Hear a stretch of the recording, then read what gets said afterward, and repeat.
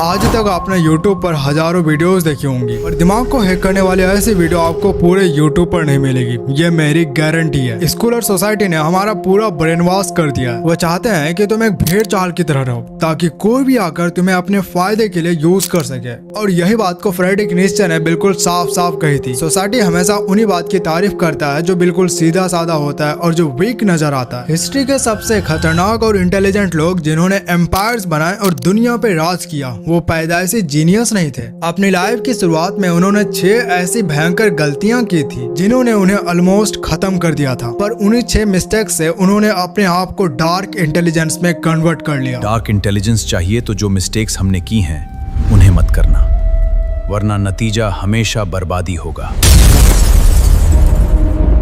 तुम ना भी एक अंधेरी गुफा में बंधे हुए हो और दीवार पर पड़ने वाले शेडोज को ही असली सच मान रहे हो। अगर इस वीडियो के आखिरी सेकंड तक रुके तो तुम इस गुफा के बाहर आकर उन शेडोज को कंट्रोल करना सीख जाओगे और एक डार्क इंटेलिजेंस अपने आप में डेवलप कर पाओगे। चैप्टर 1, दुनिया का सबसे खतरनाक स्ट्रेटेजिस्ट और मास्टरमाइंड आचार्य चाणक्य। आज लोग उनकी मिसाल देते हैं, पर शुरुआत में उन्होंने एक ऐसी बेवकूफी की थी जिससे उनकी जान जाते जाते बची थी। चाणक्य ने पावरफुल नंदा एम्पायर को तबाह करने का प्लान बनाया तो उन्होंने डायरेक्ट उनके कैपिटल पर अटैक कर दिया और रिजल्ट क्या आया कि वो बुरी तरह हार गए और उन्हें अपनी जान बचाकर जंगल में भागना पड़ा था। एक दिन जंगल में छुपे हुए उन्होंने देखा कि एक औरत एक छोटी बच्ची को डांट रही है। वो बच्चा बिल्कुल गर्म खिचड़ी को सेंटर से खाने की कोशिश कर रहा था और उसने अपनी उंगलियां तक जला ली थी। तभी उसकी माँ ने उसे कहा कि तुम भी उस मूर्ख चाणक्य की तरह हो, गर्म खाना बीच से नहीं किनारों से खाया जाता है। ये सुनते ही चाणक्य का दिमाग खुल गया। वो कैपिटल्स पर अटैक करना छोड़ दिया और बॉर्डर्स के छोटे छोटे गांव पर कब्जा करना शुरू कर दिया। धीरे धीरे उन्होंने एम्पायर का पूरा सपोर्ट सिस्टम कट ऑफ कर दिया और आखिर में पूरी नंदा डायनेस्टी को उखाड़ फेंका। इसको कहते हैं डार्क इंटेलिजेंस। अरिस्टोटल ने भी कहा था कि एक इंटेलिजेंट इंसान सिर्फ बड़े यूनिवर्स या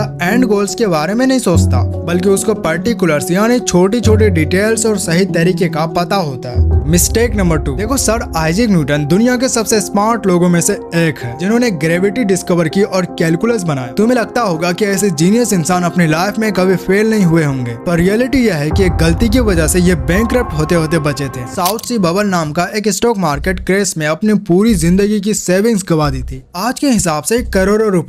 क्योंकि न्यूटन जैसा हाई IQ वाला इंसान भी वही कर रहा था जो बाकी भेड़ चाल में कर रहे थे। जब सब लोग लालच में आकर उस स्टॉक में पैसा डाल रहे थे, न्यूटन ने भी बिना सोचे वही किया जो बाकी लोग कर रहे थे। बुक नॉलेज और IQ तुम्हें तब तक नहीं बचा सकता जब तक तुम सोसाइटी के बनाए हुए पैटर्न्स को ब्लाइंडली फॉलो कर रहे हो। पागलपन एक अकेले इंसान में रेयर होता है, पर बात जब किसी झुंड, पार्टी या भीड़ की आती है तो वहाँ पागलपन एक रूल बन जाता है। जब लोग एक भीड़ में होते हैं तो उनका दिमाग बंद हो जाता है और वो सिर्फ दूसरों को कॉपी कर रहे होते हैं। न्यूटन को बाद में रियलाइज हुआ और उन्होंने कहा, मैं सितारों की चाल कैलकुलेट कर सकता हूँ, पर लोगों के पागलपन को नहीं। रियल डार्क इंटेलिजेंस इसमें नहीं है कि तुम्हारी मैथ कितनी अच्छी है, वो इसमें है कि जब पूरी दुनिया लालच या डर में एक तरफ भाग रही हो तो तुम इस भीड़ का हिस्सा बनने की बजाय साइड में खड़ा होकर उनके पागलपन को देख सको। अगर मेजोरिटी ऑफ द पीपल किसी चीज के पीछे भाग रही है तो वहाँ ट्रैप भी हो सकता है। मिस्टेक नंबर 3, सबसे बड़ी मिस्टेक जो ऑर्डिनरी लोग करते हैं। मुझे 100% पता था कि ये बिजनेस चलेगा, यह मुझे पता था यही होगा। अगर कोई ऐसा कहता है तो वो एसेंशियली खुद को एक इग्नोरेंस में डाल रहे हैं। जब तुम ओवर कॉन्फिडेंट होते हो तो तुम्हारा दिमाग नए फैक्ट्स को प्रोसेस करना ही बंद कर देता है। तुम अपनी ओपिनियंस के आगे बिल्कुल अंधा हो जाते हो। ट्रूली इंटेलिजेंट इंसान अपने आप को कभी कंप्लीट नहीं मानता। यह फिलोसफी के फाउंडेशन सोक्रेटिस ने बताया था। उन्होंने कहा था कि उन्हें सिर्फ एक चीज पता है और वो यह है कि उन्हें कुछ नहीं पता। सोक्रेटिस की इस बात का रियल मतलब यह है कि उनका माइंड हमेशा ओपन रहता है, वंडर से भरा होता है, बिल्कुल एक छोटे बच्चे की तरह। रियल डार्क इंटेलिजेंस इसमें है कि तुम इस इल्यूजन ऑफ सर्टेनिटी को तोड़ दो।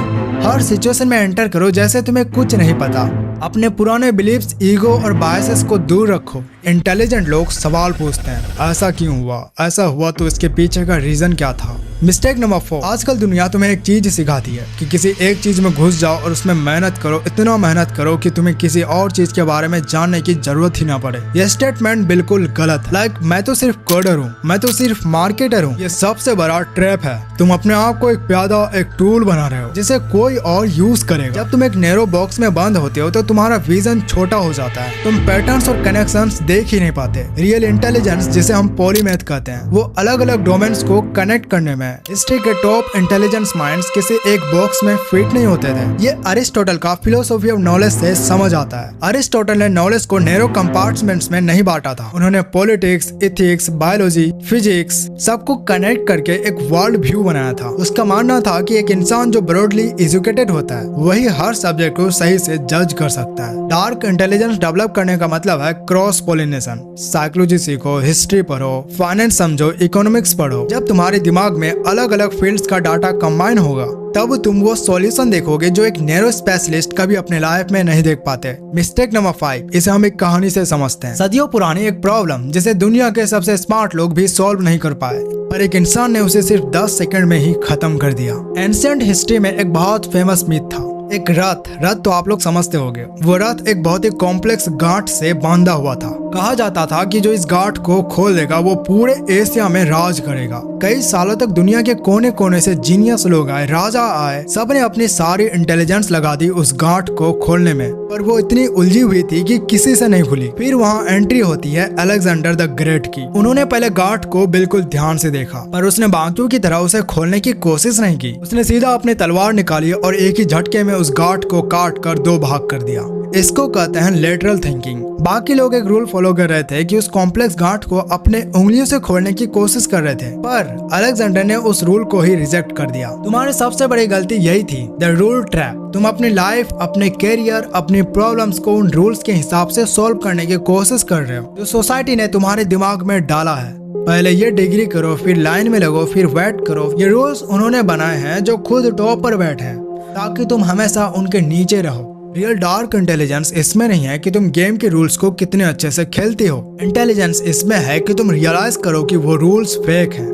चैप्टर नंबर 6, मॉडर्न सोसाइटी का सबसे बड़ा स्कैम, द हसल कल्चर। जो इंसान सबसे ज्यादा बिजी दिखता है उसे सबसे ज्यादा स्मार्ट और सक्सेसफुल मान लिया जाता है। रियलिटी इसके बिल्कुल ऑपोजिट है। आजकल लोग 14 घंटे काम करके प्राउडली बताते हैं कि वो कितने बिजी हैं। दुनिया में सबसे बड़ा टाइम का वेस्ट वो लोग करते हैं जो हमेशा बिजी रहते हैं, बिना किसी डीप फोकस या डायरेक्शन के। वो एक्शन तो लेते हैं पर बिना सोचे समझे। असली डार्क इंटेलिजेंस तो स्ट्रेटेजिक पॉज में है। दुनिया के टॉप 1% माइंड्स अपना मैक्सिमम टाइम ब्लाइंड एक्शन लेने में नहीं, ऑब्जर्व करने, पैटर्न्स को समझने और सोचने में लगाते हैं। Chapter 7, the blueprint. अब तक हमने 6 मिस्टेक्स को जान लिया है। अब सवाल यह है कि इस गुफा से बाहर कैसे आना है। ये है वो 5 कोर प्रिंसिपल जो आपके दिमाग में प्रिंट हो जाना चाहिए। पहला, अपने बारे में बोलना बंद कर दो। तुम किससे मिल रहे हो, तुम्हारा अगला प्लान क्या है, तुम किससे मिलने वाले हो, तुम्हारा फ्यूचर गोल्स क्या है, तुम्हारा स्ट्रॉन्ग पॉइंट क्या है, तुम्हारा वीक पॉइंट क्या है, किसी को पता नहीं चलना चाहिए। जिसके पास डेटा है, पावर उसी के पास है। लोगों की बातें सुनो, उनका डेटा कलेक्ट करो, पर अपना रडार बिल्कुल ऑफ रखो। Be completely untraceable. दूसरा,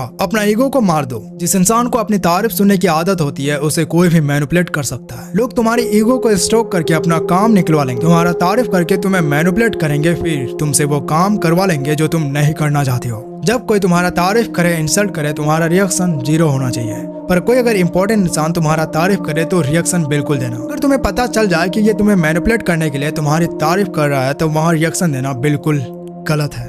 तीसरा, शब्दों पर ट्रस्ट करना बंद कर दो। दुनिया में कोई भी बिना किसी मोटिव के कुछ नहीं करता। जब लोग आपसे बहुत पोलाइट बिहेव करे या अचानक कोई फेवर करे तो उनके वर्ड्स को मत सुनो, उनके हिडन मोटिव्स को देखने की कोशिश करो। चौथा, प्रिडिक्टेबल होना बंद करो। अगर तुम्हारा एक सेट पैटर्न है कि तुम कब गुस्सा होते हो, कब हैप्पी होते हो, सामने वाला तुम्हारा हर मूव को पहले ही ब्लॉक कर देगा। अपने रिएक्शंस को मिक्स करो। आखिरी सबसे ब्रूटल रूल, आउटकम से डेस्पेरेशन खत्म कर दो। डिप्रेशन नहीं मैं बोल रहा यहाँ पे। कुछ लोग बोल देंगे कि भाई डिप्रेशन को डेस्पेरेशन क्यों बोल रहा है। यहाँ पे मेरा मतलब है डेस्पेरेशन, निराशा। एक तीरंदाज बहुत ध्यान से एम कर सकता है और अपना बेस्ट एफर्ट डाल सकता है। तीर हवा में छोड़ने के बाद उसका कंट्रोल उस तीरंदाज के पास नहीं होता। और ये बात मैंने एक और वीडियो में मेंशन किया हुआ था। तुम्हें भी अपना मूव बिल्कुल इसी तरह डिजाइन करना है। तुम्हारा काम है मेहनत करना, अपना बेस्ट एफर्ट डालना। उसके बाद जो होगा वो तो होगा ही। तो वीडियो आपको कैसा लगा कमेंट्स में जरूर बताना। एंड इस वीडियो को एक लाइक तो बनता है। चैनल को भी सब्सक्राइब कर लेना। Thanks for watching.